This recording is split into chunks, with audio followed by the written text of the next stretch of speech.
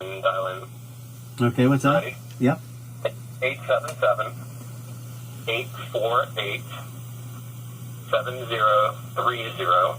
Okay. And the participant code is 4529874. 4529874. 4529874, correct. Okay. I'll call him right now. Thank you. Thank you. Bye.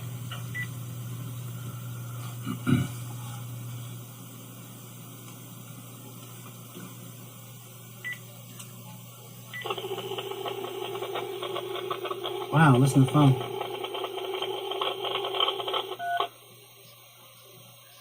That was terrible.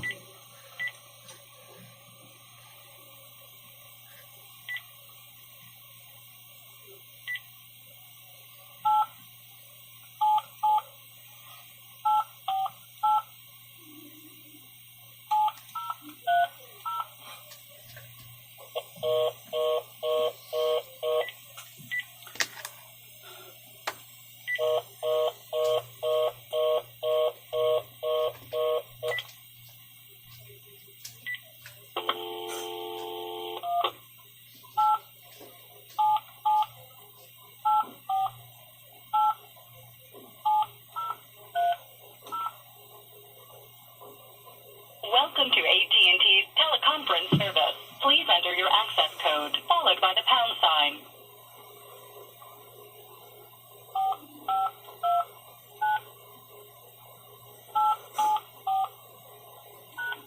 There are 4 participants on the call, including you. You are joining your conference as a participant. For a menu of available commands, press *#. Hello? Hello, Dr. Burgess here. Hi, Dr. Burgess. Dr. Gibson of Mountain State. We have with us our credentials committee.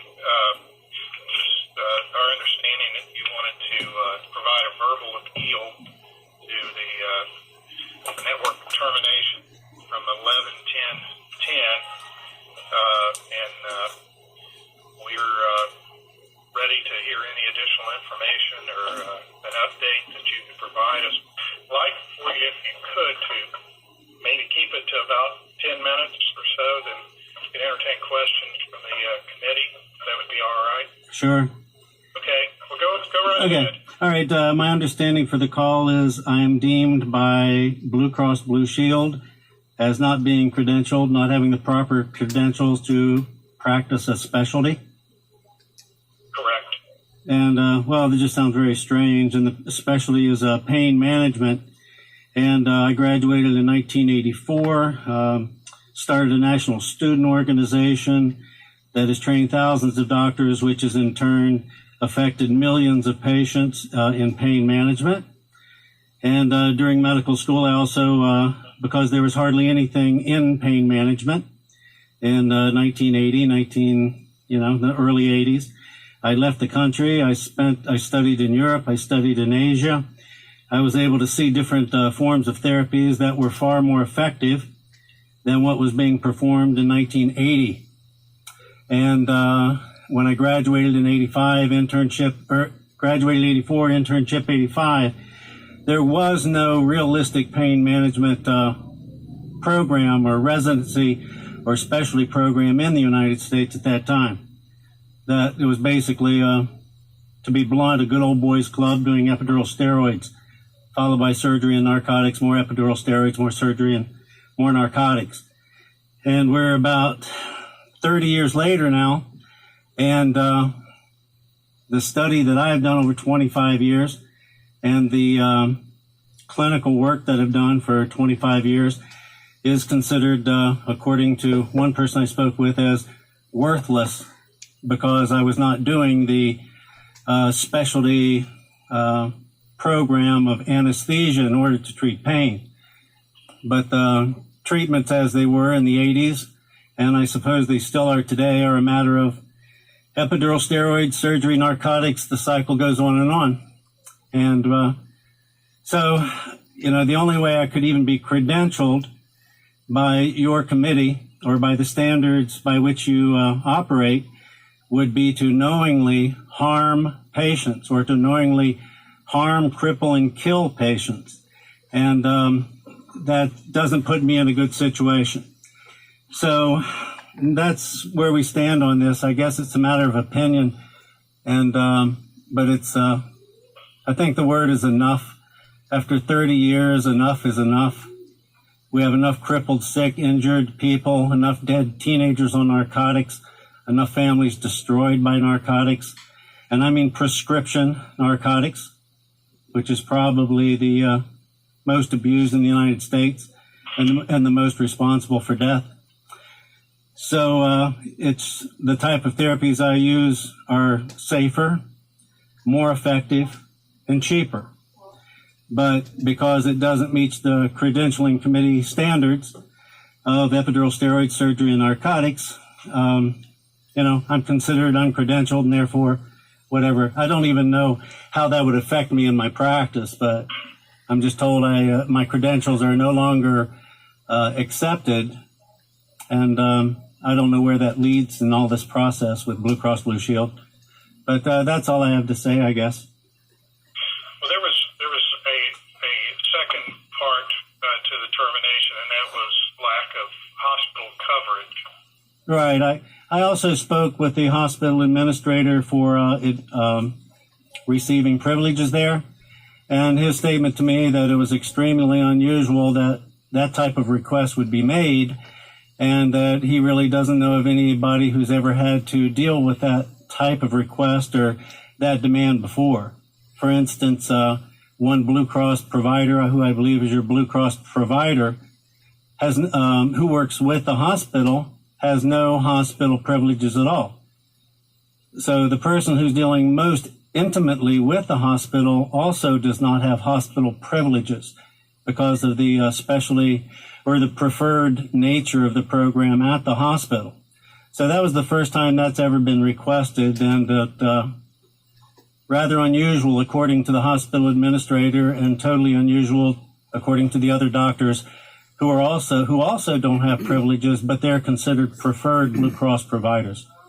So it seems like I was singled on that one. At least according to the hospital administrator, who is responsible for the credentialing. Dr. Burgess, are you aware that there is postgraduate pain management training programs available? There are lots of postgraduate pain management programs. I don't know which ones you're talking about. Are you talking about just instruction in invasive procedures, or what type of? I'm certified, credentialed in the largest pain management group in the United States, and also the oldest pain management group in the United States. Several other, certifications. So yes, I am familiar with pain management programs. I don't know which ones you're referring to. Well, not one in particular, but just so you can have the credentials to be considered as network as pain management. Well, I don't know. Like I said, I am certified in at least two groups, and there's several others, and I've had almost continuous training and clinical work for 25 years. So yeah, I'm familiar with their programs, but again, which ones you're referring to, I'm not sure. How are you certified in these organizations you're speaking about? How do you become certified? By providing a lot of clinical work, attending conferences, programs, and having oral and written examinations for certification, and providing, the necessary things that you normally would for board certification. So this is considered board certification in pain management? I believe the word board certification has been changed to credentialed by the American Association of Pain Management, which is the largest group in the United States. And according to the director of that program, it was because of pressure from various anesthesia and pain groups who wanted to limit that category or that classification. So yeah, the training is going through procedures, studying, doing clinical work, and in my case, I've also done research. So, and that's one pain management group. And the other pain management group is the American Osteopathic College of pain management, or sclerotherapy and pain management, I believe. So one of the group is the largest integrative pain management groups. In other words, epidural steroids are fine, surgery is fine, narcotics are fine, but there are still other methods that might be employed that would be effective and possibly cheaper and almost all the time safer for the patient. So that's what the one group is. It's certified in integrative pain management.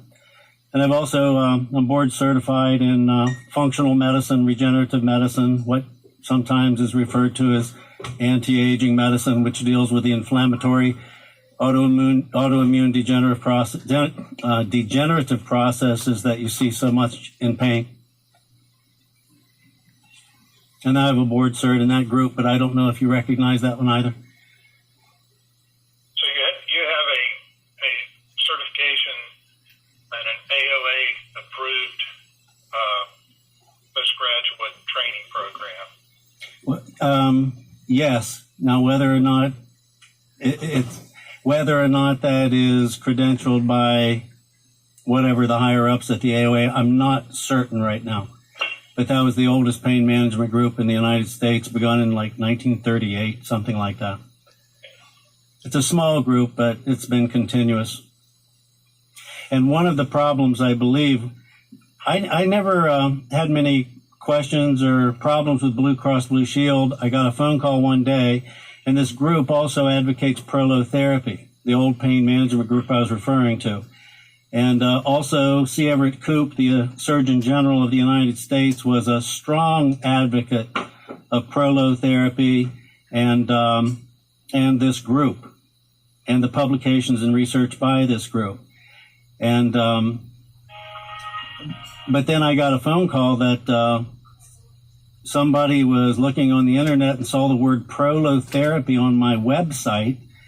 And I also got a letter from Blue Cross Blue Shield, and I believe the first sentence was, "We see you have prolotherapy on your website, therefore we're terminating services."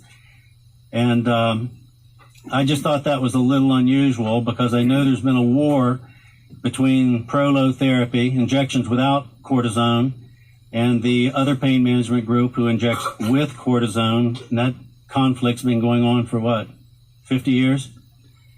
And I've been trying to at least join with, I'm not trying to fight a war with anyone, but I want to do the most appropriate, safe, effective procedure for the patient. So yes, that group is, I believe, I don't know how they credential AOA. I'm not sure how this, legal process goes. I'm sure you're way more familiar than I am with this.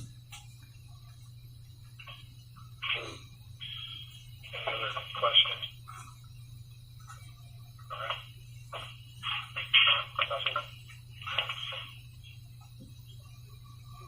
We can certainly check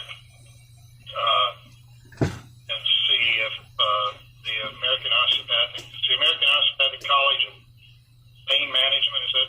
I think it's, AOA recognized. since I've joined it, and at my recommendations, they have changed the name of that organization now to Integrative Pain Management, because they do incorporate internal medicine, surgical medicine. This is not limiting the type of therapy. It's just trying to most effectively and safely, get it to the patient. So I believe the old name of that group is the American Osteopathic, or the American College, or the American Osteopathic College of Sclerotherapy and Pain Management. But recently that name has been changed to Integrative Pain Management. And everyone within this group is fully licensed in surgery and medicine with various credentials. And the information that you had sent to us to date, your CV and your certificates that were sent to us, that's up to date, is that correct? I believe so, and it included that group plus the American Association of Pain Management credentialing. Okay, all right. Well, thank you. We will take this up and we'll notify you in writing. That will be shortly in the next few days. All right? All right. May I also once again mention that if we are going by the standards of simply epidural steroids, surgery, and narcotics, this has to be broken. This can't go on forever. We have thousands of dead kids laying in parks, a lot of people suffering because of this. And I think you guys is everyone on this committee a physician? Yes. So you're all familiar that Purdue Pharmaceutical with OxyContin was fined $600 million, I believe, last year. Correct. Because of, the misrepresentation and deliberate misleading of the FDA, the government, and citizens and doctors' groups. And so many of these pain management groups have actually been manipulated and controlled by Purdue. So it's just gone too far. The suffering has gone too far. So I hope we can at least, lead to some type of communication so we can deal realistically with the issue. Thank you very much. Thank you.